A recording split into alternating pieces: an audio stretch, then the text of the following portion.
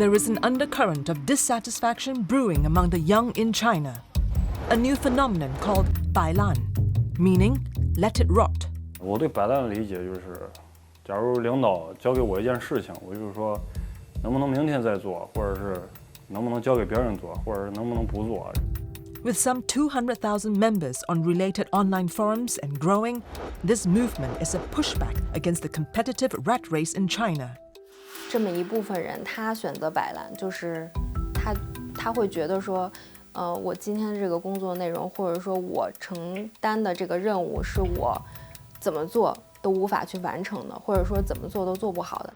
As China grapples with its zero-COVID policy, a sluggish economy, and nearly 20% unemployment among youths, could these unmotivated Chinese youths jeopardize Xi Jinping's vision of a China rejuvenation? If Bai Lan continue, it will have a lot of turbulence in China.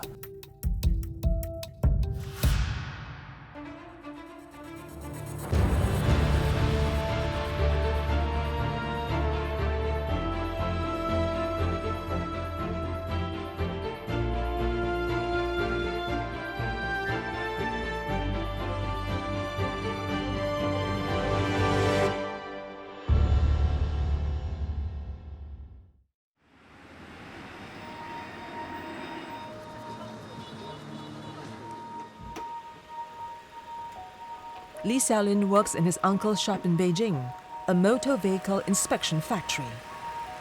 For 6 days a week, 9 a.m. to 5 p.m., he checks for mechanical faults, such as leaks in the fuel system or worn tires, and minor repairs like changing oil or filters. The high school graduate is sociable and gets along very well with his co-workers. But when it comes to the job itself, he is indifferent. 不能说满意，也不能说不满意。工作就是很枯燥、很乏味，就是平常也是能混就混，这样。乏味就是每天工作都是一样的，就跟复制粘贴一样，周一到周六是一样的，这周跟下周是一样的。And this youthful 25-year-old, the lack of motivation extends to other aspects of his life. 平常生活就是周一到周六复制粘贴，9点上班，5点下班，然后回家吃饭、睡觉、玩手机，就这样。周末的话，跟朋友会打个球、喝个小酒，就这样。Xiaolin is well aware of the social phenomenon Bai Lan, to let it rot. He admits he has a Bai Lan attitude. 我对摆烂的理解就是，假如领导交给我一件事情，我就是说，能不能明天再做，或者是能不能交给别人做，或者是能不能不做这种，不会说是欣然去接受这个工作，然后实在是没办法，然后才自己去做，做也就是只是做而已，不会把它做好。Bai Lan first trended online in Chinese gaming communities in early 2022. It was seen as the spiritual successor of an earlier movement known as Tang Ping or lying flat. So, to understand Bai Lan, we have to look at Tang Ping, a social phenomenon that took China by storm in 2021. Here's something that one blogger posted in Baidu in April last year. The post called on young people, who are the engine of the country's growth, to opt out of the struggle for workplace success. Tang Ping, or lying flat, promises release from the crush of life where competition is unrelenting. This post went viral and state media scrambled to launch a series of rebuttals. Search functions on Tang Ping on WeChat and Douban were disabled, effectively censored. So, why did Tang Ping resonate with Chinese youths?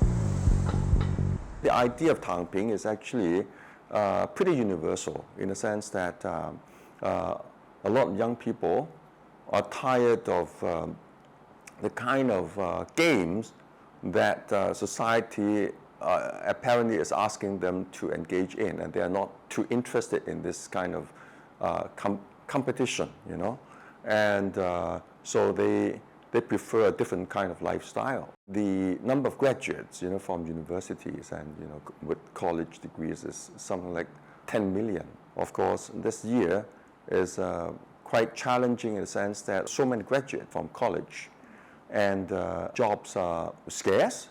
You know, the competition is keen. So that is why I'm saying that the idea that I don't want to engage in this kind of competition. I want the Tang Ping, okay, a lie flat. The COVID-19 pandemic has dragged into 2022. The Chinese authorities were determined to maintain its zero COVID policy. The economy bore the brunt of the sweeping and repeated lockdowns. Economists estimated that China was losing $45 billion in GDP per month as major hubs of Shenzhen, Shanghai and Beijing closed off one by one. A record 10.8 million graduates are expected to join the workforce this year, even as youth unemployment stands at 18.4%. Perhaps on the back of this dark economic mood, the relatively benign Tang Ping degenerated into the more cynical Bai Lan. Tang Ping means that I could not actually move up the ladder. I just try to save myself by minimizing my social activity and economic activities. Bai Lan basically say no to the system. I will not cooperate. I even don't bother to be listening to you. I just try to actually have my own style. Then I have my own antisocial behavior. Bai Lan is even worse than Tang Ping. So that's the reason why Chinese leadership really worry about this trend. For Xiaolin, he says he wasn't always like that. After finishing high school, he had high hopes of finding a good job and making a good living. 有想过吧，但是也曾经因为自己算是努力工作过，然后就努力着，感觉就没毅力，坚持不了，然后就慢慢的就越来越这样。为什么坚持不了？就是，感觉还是枯燥乏味吧。坚持这种东西本来就是很枯燥乏味的事情，然后坚持个3-5天可能还行，然后把某一件事情坚持时间长了是真的很枯燥很乏味，就不想去做了，就感觉坚持也行，不坚持也行，到不坚持还舒服，就选择让自己舒服的事情。Stories of young people like Xiaolin who are unmotivated and indifferent are not new. Almost every nation, society and generation will have their own fair share of what we call slackers. But for China, it is also seen as a rejection of the country's economic direction, and the authorities are taking notice. In May 2022, President Xi Jinping gave a major speech on the 100th anniversary of the May 4th movement. And the focus was squarely on Chinese youths. The May 4th movement is an important milestone in Chinese history. It commemorates the student uprising in 1919 against imperialism and marks the spread of communism. In his speech, Xi urged the youth to focus on the country and not just on personal goals. In every society, young people will think older people actually eating up all kinds of resources. Then older people will think young people are lazy, you are not contributing to the society. But in China, this is something slightly different because of it's something already been there for a while. People could see that a lot of frustration among youth. So that's the reason why he particularly mentioned about the importance of youth and also the future. Guan Aizi is a freelance private tutor. Her hours are leisurely, and she teaches no more than 2 classes per day. After that, she's off to a public park to indulge in her favorite pastime, skateboarding. 目前工作的就是这个状态还是挺轻松的，并不是很忙，因为就是根据现在国内的这个政策嘛，然后对我们其实也是影响比较大的。In August 2021, Chinese authorities launched a sweeping crackdown on private and online tuition, which wiped out an estimated 3 million jobs. Private tutors like Aizi were directly affected as she lost many students and a large chunk of her income. But instead of finding a supplementary job, Aizi spends some 4 to 5 hours at the skate park each day. That would seem unusually laid back for a 29-year-old single university graduate living in one of the most expensive cities in China. 大学毕业的时候是会想着说，我自己能做一份非常好的工作，或者说直白一点，就我能赚大钱，我能赚很多的钱。大学刚毕业的时候就觉得啊，我无所不能，我好像充满了能量，充满了能力，然后，只要我自己去努力，因为年轻嘛，然后就是一切皆有可能。Overtime was a regular occurrence, and she could work up to 15 hours a day. 但是时间久了就会发现，其实你所付出的这个劳动和你最后得到的这个收入其实是不成正比的。当身体出现状况，就是觉得会支撑不住，就每天都会很累。因为之前的工作就是压力也比较大，工作量也比较大，然后久而久之吧，就会觉得承受不住。就是其实身体的这种状态，通过休息调整什么，就都可以调整过来。但是有时候心理的那种状态，焦虑，就是你再怎么去卷，再怎么去努力，可能你就是不如别人，就是你的终点可能就是不如人家的起点好。我也就接受了，我就妥协了。对，像我自己选择摆烂的这种生活方式，我觉得是对于我来说是很好的，所以我觉得大家可能不会去干涉，或者说不会去叫什么审判彼此的生活方式吧。Li Xiaolin echoes the same sentiment as Ai Zi. Bai Lan is a personal choice, and nobody should judge him for this. 我感觉这种东西不是消极的，消极我感觉是个贬义词，摆烂我感觉并不一定是个贬义词，只是安于生活现状吧。But there are some who are bewildered by the Bai Lan generation's attitude, the Gen X and Boomers who came before them. To me, Bai Lan is a shock to me as an older generation of Chinese because of we never imagined that this is some sort of rebellion from younger generation because they could not actually see the hope. 现在年轻人，这种拼搏的精神跟我们那个时候比，确实我觉得有很大的不同，确实有一些减弱。So what happened in the intervening years between Generation X and Generation Z in China that has led to the rise of Bai Lan youths and their sense of doom and despair? 又输了。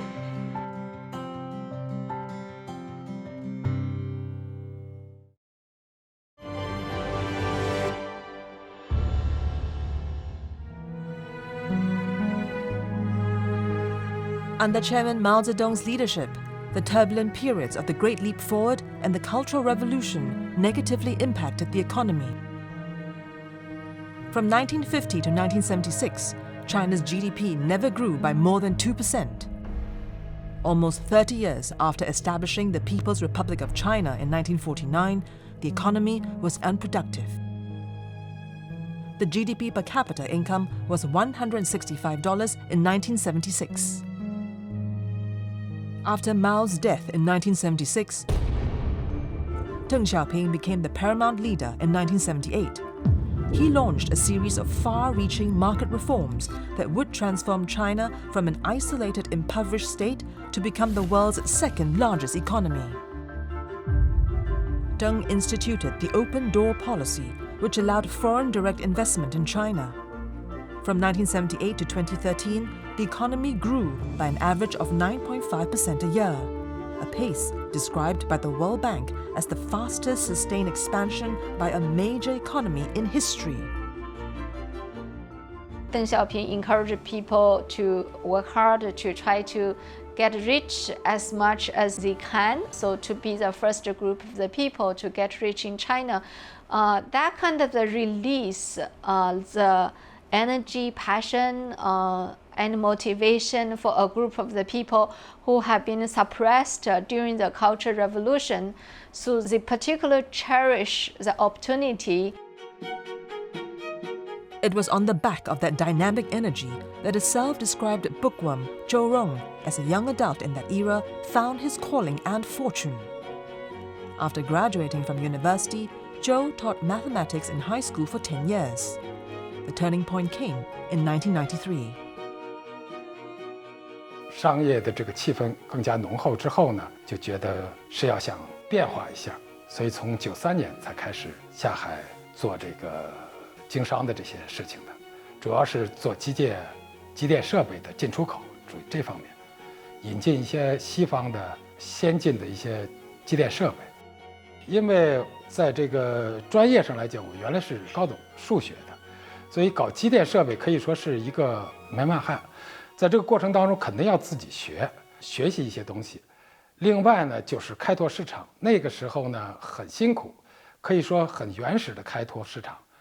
我们那时候就跟着这个外商，然后拉上机器设备，在全国的这个我们认为的这个能源行业的这些客户啊，去走访、演示，就是做一些这种实际现场的这种这个使用的培训会。Deng's famous directive to let a few people get rich first opened the floodgates of the Chinese entrepreneurial drive. They can work hard, they can actualize their dream, especially material dream, because before, during the Cultural Revolution and before, majority of the Chinese people are really poor. 是的，我们周围的人不管干哪个行业的，我所了解到的，大家基本上都是这样的。也就是说，就是为了改变自己的这个生活状态，同时呢，有更广阔的一个天地去开拓，就是这样的一种感受。因为他的性格就是想出稳定。Zhou Rong attributes his business success to the vast opportunities available during the Deng Xiaoping era, when there was less competition. 我们那个时候是大量的人可能还在陈旧在原来的这种生活状态和思维，而少量的人在开拓、在进取，所以那时候的机会可能比现在更多一些。现在这个社会可以说，哪个行业、哪个产品都有人在做。The breakneck speed of growth and expansion of the Chinese economy was difficult to sustain. And since 2010, the double-digit growth of China's GDP has tapered downwards. From over 10.6% in 2010 to around 6% in 2019. And this dropped to 2.3% when the pandemic hit in 2020. But even as the Chinese economy grew, so did inequality. China's Gini coefficient, which measures income distribution, is more unequal than most Western countries.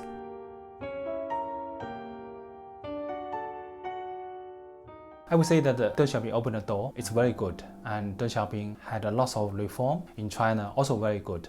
But at that time, I would say many people made a mistake. They think market economy can solve everything, but they ignore social development, they ignore social welfare. Then they develop some anti-social welfare sentiment. I think the phenomenon of lying flat did not actually start from last year or the year before. It was there for a while. A lot of observers already noticed that social immobility in China is a problem since early 2000s.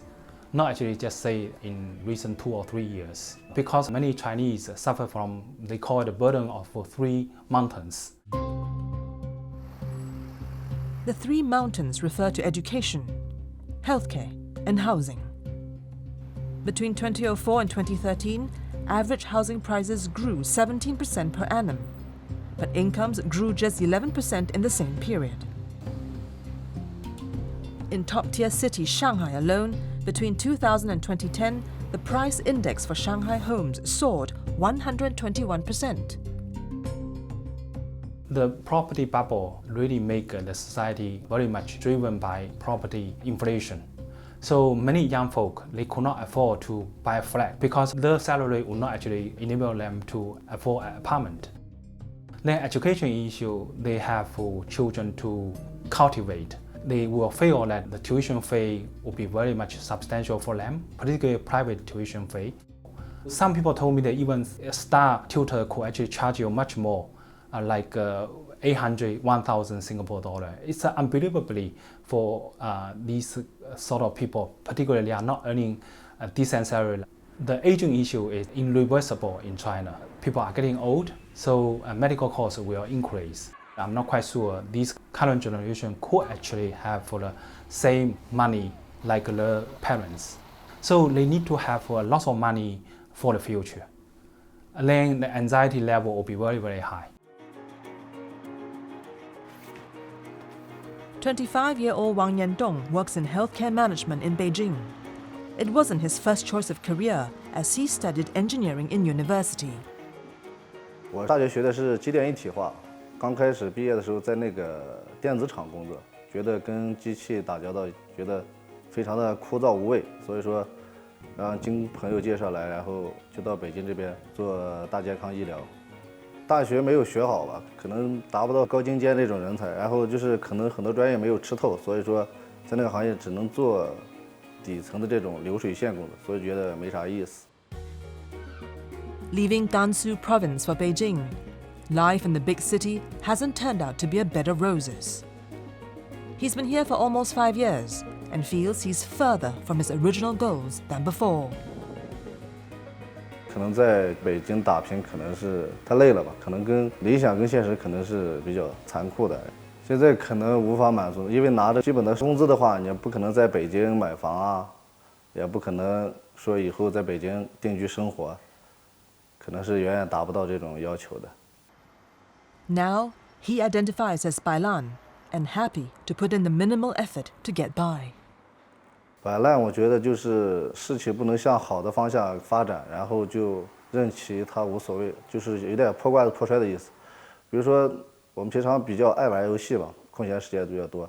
当我打英雄联盟的时候，可能跟队友之间感觉这一局可能赢的希望不大了，所以说我就可能放弃这，而且也有可能会故意去送人头，就当一个简单的单机游戏打一打。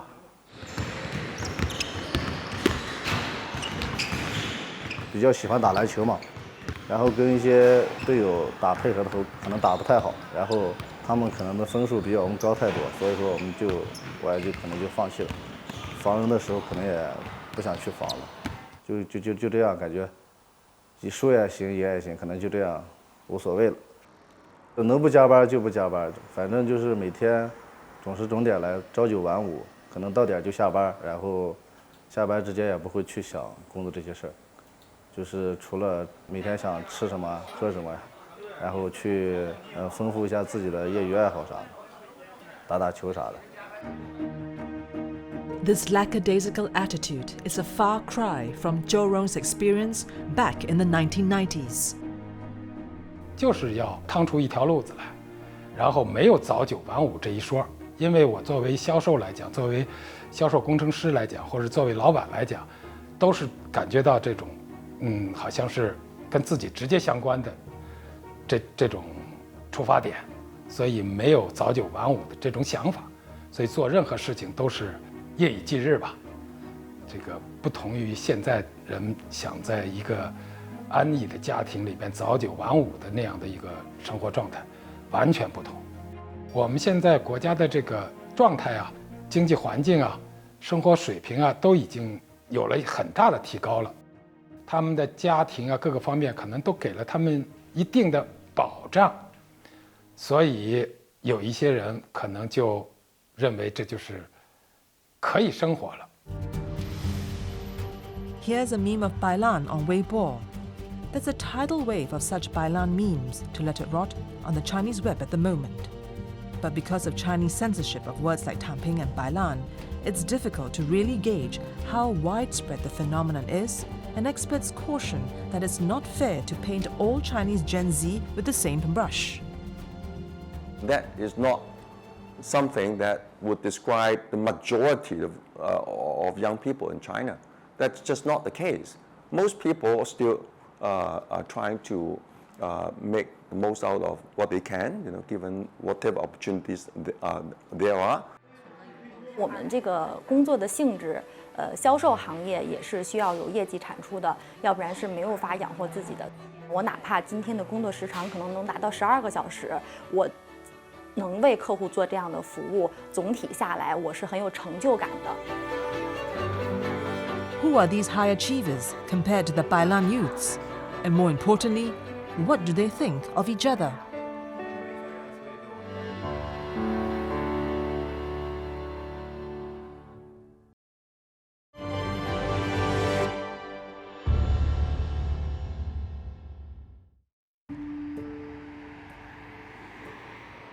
It's almost 9 p.m. in Beijing.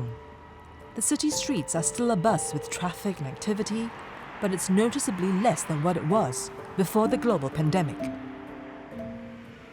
Flare-ups of the highly infectious Omicron variant of COVID-19 have triggered disruptive episodes of closing and reopening of the capital city. 28-year-old Zhang Yingqiu has just returned home after almost 12 hours at the office. The insurance agent is still not done with work. She's researching some details for a meeting the next morning. 忙的时候真的还是挺忙的，比如说一天我们拿8小时工作日来说的话，有的时候特别忙，可能会接触到3、4个客户的问题，那我一天下来还要做其他的业务的处理的事情，可能能达到11个小时都有可能。She thrives on the demanding hours and proudly associates with the 996 culture, working 9 a.m. to 9 p.m. 6 days a week. 应该说可以算是态度上的996吧。你只有把你的工作时长和工作效率都提高了，其实才会有业绩产出嘛。我这个行业里来，我可能想要一个年薪100万，或者是年薪更多，这是我的一个非常好的一个理想目标。目前来讲，还是要继续奋斗和继续努力的一个阶段。毕竟我还很年轻，我觉得年薪100万或者年薪1000万，那是一个非常很大的目标，我还在努力的过程里，再去实现的过程里。但是我很享受这个过程，很高兴，很愉悦。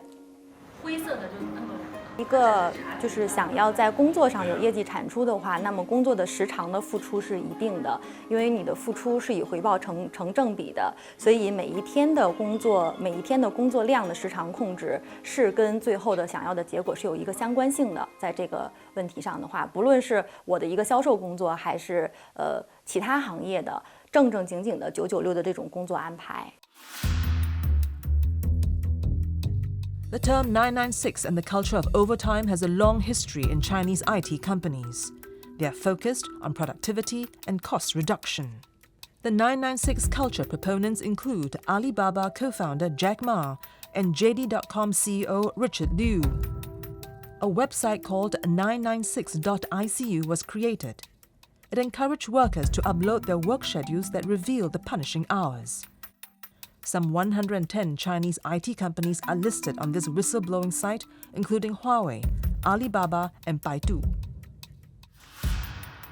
This is some sort of developing countries phenomenon. They want to catch up, so they work very hard. This catch-up effect happen in many contexts.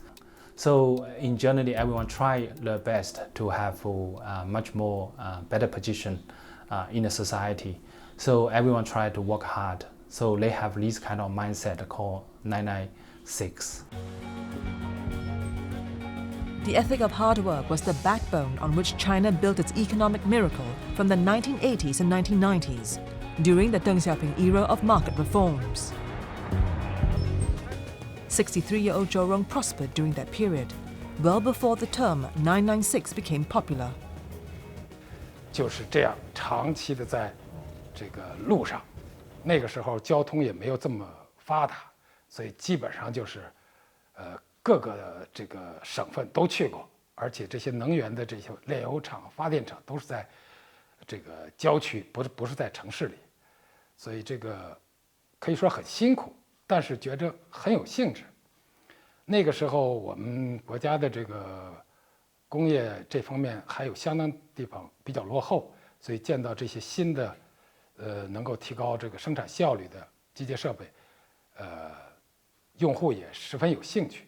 夫人跟我也不在一起，也是相当于是分居两地。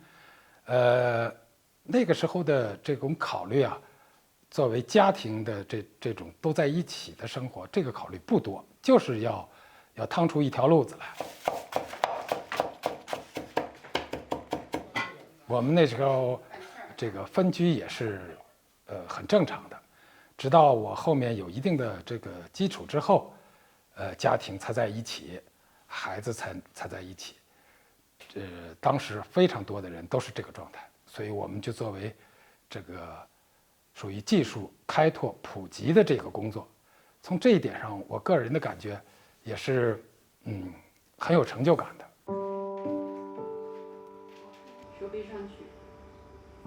For Zhang Yingqiu, although she's a generation apart from Zhou Rong, she shares the view that hard work is to be lauded. 当然我这样努力的工作，第一个就是说，一个经济收入的基础，这个是肯定的。但除此之外，我这么努力的工作给我的一个推动力，还是我想实现一个自己的一个社会价值。这一点对我来讲，对我个人是非常重要的。所以就无论遇到什么样的困难，我哪怕今天的工作时长可能能达到12个小时，我能为客户做这样的服务，总体下来我是很有成就感的。那按照这样的速度发展下去的话，我对我这个工作的预期是有一个很好的一个期待的。那随着我收入的增多，我是有计划在北京长期扎根生存下去的。哪怕以后比如说有结婚买房的计划呀，或者是其他的那种更好的一些计划。And so, the Bai Lan movement is seen as a rejection of the 996 work ethic. In the past, 996 means that they seldom say no to the bosses. They like to actually entertain bosses' requests.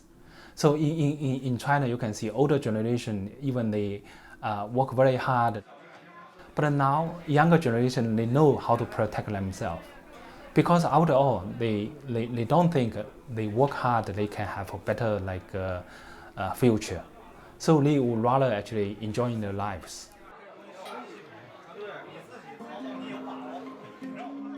So, what do the adherents of the 996 work culture think of the Bai Lan movement? 如果他产生了摆烂的心态的话，我觉得他没有为社会做出贡献和价值。就是他这样的状态，可能没有产生生产力，并没有促进任何事情的改变和发展。因为作为一个社会上每个行业来讲，其实都是要有产能的，才能推动这个社会的进步嘛。我可能还会成为某个企业一个部门的负担，那我觉得这个是对我来讲有点不太能承受的。所以我的价值观里的一个概念是，我在其位要谋其职，要产生一个生产力，起码为公司做一些价值，我拿到的收入呀，我理所应当的。我们那个时候所谓不积极，我认为不是一个风气，大家可以说都很积极。但是现在出现的这个状态，我理解的可以说是一种消极，或者是一种得过且过。我认为肯定是不好的，对国家对于这个民族都不是一个好的事情。因为可以说从改革开放这几十年来吧，实际上就是大家想思变，想改变自己的生活状态，作为最初的出发点，才有了这几十年的这个变化。Millennials like Xiaolin, Aizi, and Yantong, all who have identified themselves as Bai Lan, beg to differ. For them, their personal happiness comes first. 自私不至于，自我可以这样说，可以说比较自我。不喜欢承担责任，就这样。之前就特别喜欢去世界各地去旅游，然后更认清自己了。就是对于赚钱这件事情，不是说没有欲望了，只是说可能是没有之前的那种冲劲儿了。我们也是在我们自己力所能及的这个就是范围内去做这一些事情。我们这种状态呢，可能就是因为在坚持，可能是达不到这种要求，也达不到那个最初的梦想，所以说就可能就有点放弃，就是说感觉现在的生活其实过得也挺好，感觉像那种无所谓的状态。We are now really getting to that stage in which people's lives can improve with a higher quality and less focus on getting rich, and that is why these younger people, a lot of these younger people who can reflect, they are actually pretty smart, because they think that just trying to make an extra buck, that's not the main purpose of life. There's something else. They are achieving in different areas. But if Bai Lan is simply a passive social movement, why are the Chinese authorities nervous about it?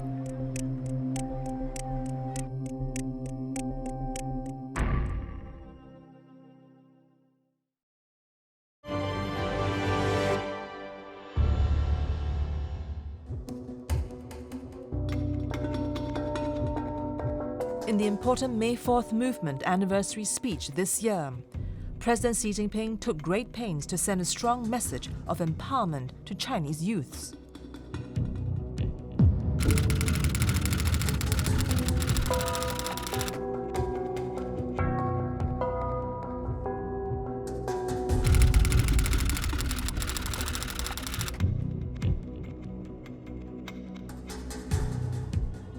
The young people will take over the future of China eventually, right? So it's important for him to give the young people the encouragement.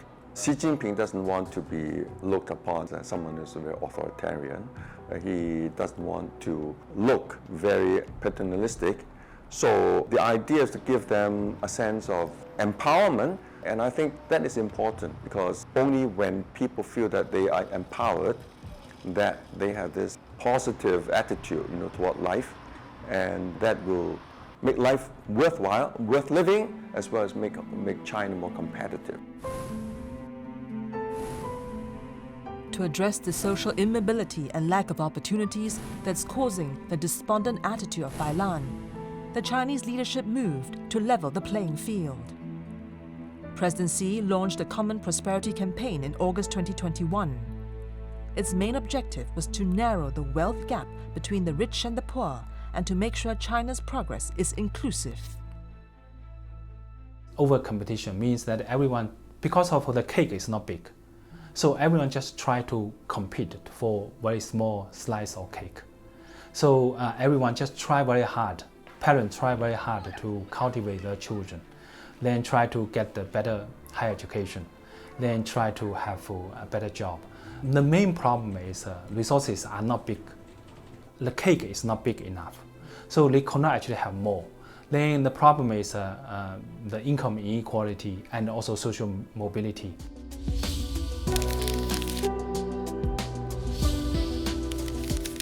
A slew of multi-pronged crackdowns was enforced to reduce inequality. Big tech companies were slapped with hefty fines for monopolistic practices, and billionaire IT leaders were humbled. IT companies were instructed to give more back to society in the form of charity. Private online education, accessible to rich parents who can afford to give their children a leg up, was banned. This was seen as a way to level the playing field in terms of education. Property ownership, a major sticking point for the haves and have-nots, came under scrutiny. To cool off the red-hot property sector, the government raised interest rates and restricted working capital for property developers. Even the 996 culture came under fire. The 996 working hour system was ruled illegal by China's Supreme People's Court in August 2021.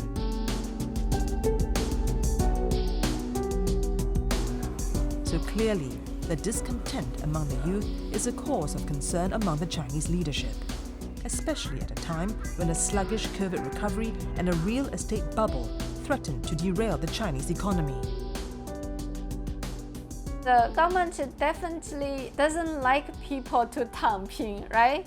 it's just like a parent, right? You don't want your kids Tang Ping. Government doesn't want its people to Tang Ping because its people are very important labor force, right? Especially for the young generation, they are hope of the future country. I understand that the authorities think that if you talk about Tang Ping too much, and then people may see that as a new lifestyle that is encouraged. It becomes a fad, when it becomes a kind of culture which would hurt people's perspective, would limit people's perspective. This is something I think should worry Chinese leadership much more, because a lying flat means that I just take care of myself. I will not actually do anything. I could not buy an apartment, so why not I just enjoy my life and have lots of entertainments. But Bai Lan means that I would not like to try my best. I would just try my worst. Yeah. So in generally, it's a race to bottom culture in China. I don't want to be a good student. I just want to be a poor student. Then please don't touch me. So it's a part of rebellion. It's a part of say no to the government. However, are the fears of a large social movement and unrest overstated? 29-year-old Guan Aizi feels the authorities have nothing to worry about. 我觉得就是国家肯定会是正向的引导吧，希望大家积极的去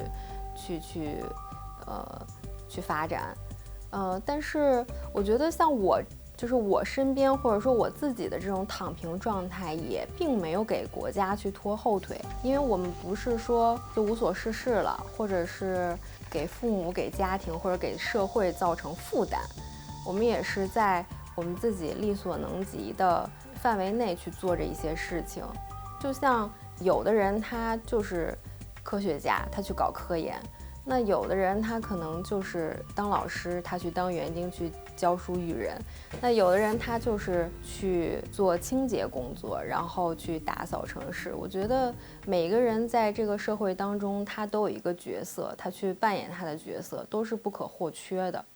他只要是做他力所能及的事，不给这个社会拖后腿，我觉得这种状态就是 OK 的。我不觉得是会给国家或者政府带来什么不良的消极的影响。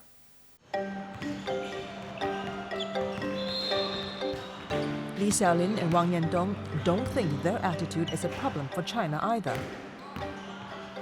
我觉得不会有什么影响，因为毕竟还是有更多的人才，有很多的国家的这种栋梁之才，也不是说全是这种人，所以说每个人可能生活的这种概念方式不同，也有好的也有坏的，也不是说全都是坏的，没有想过要摆脱，觉得现在这种现状，觉得挺好的。蝼蚁如何撼动大树？我肯定是影响不到国家的，然后不会影响到国家，国家肯定是好的，国家的大的目标肯定是好的。我这种不会影响到国家，积极向上肯定是好，我这种也不一定是不好，我就这一个评价，不能说是人家怎么样，是感觉人家挺好的，积极向上，年轻人本来就该奋斗，但是我不想奋斗。For now, at least, Bai Lan is still largely confined to the online sphere, seen as a relatively fringe movement. Bai Lan, it's something intentionally not doing their job, but China has large stock of the labor force. So why people Bai Lan? Because why some people Bai Lan? Because they're the fierce competition in the labor market and in education. So that means there are still a large group of people, they are extremely hardworking, so that can ensure China's economic development. But I'm sure it's a small group of the people, but given China's larger scale of the population, it wouldn't just threat China's economic development. I don't see Bai Lan as a social phenomenon. I see that as just the kind of thinking of some people that characterize some people, and it's not the entire generation. We shouldn't generalize, so I don't worry about it, but I think that the authorities should address the problem by confronting them, and I think so far the signs are pretty positive for China, especially when you compare to other countries. China is doing well.